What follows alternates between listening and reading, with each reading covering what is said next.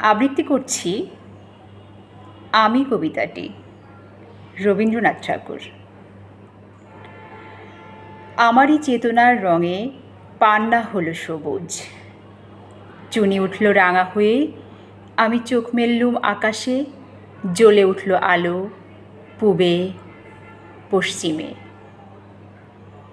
গোলাপের দিকে চেয়ে বললুম, সুন্দর সুন্দর হলো সে। তুমি বলবে, এ যে তত্ত্ব কথা, এ কবির বাণী নয়।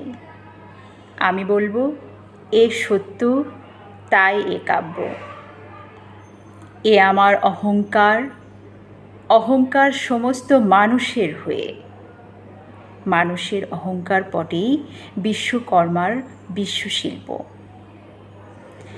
তত্ত্বজ্ঞানী জপ করছেন নিঃশ্বাসে প্রশ্বাসে, না না না, না পান্না, না চুনি, না আলো, না গোলাপ, না আমি, না তুমি।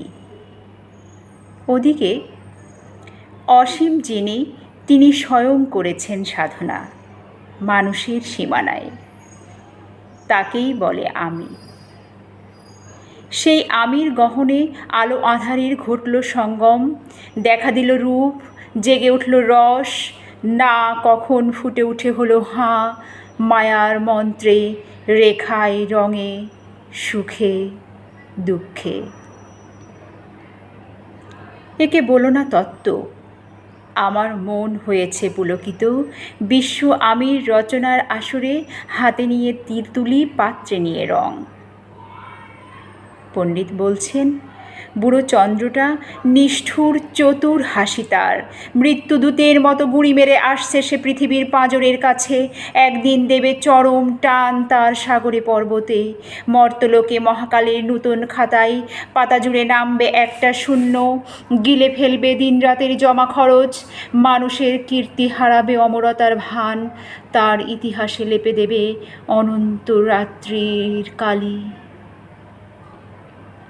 মানুষের যাবার দিনের চোখ বিশ্ব থেকে নিকিয়ে নেবে রং, মানুষের যাবার দিনের মন ছানিয়ে নেবে রস, শক্তির কম্পন চলবে আকাশে আকাশে, জ্বলবে না কোথাও আলো, বিনাহীন সভার যন্ত্রীর আঙুল নাচবে, বাজবে না সুর।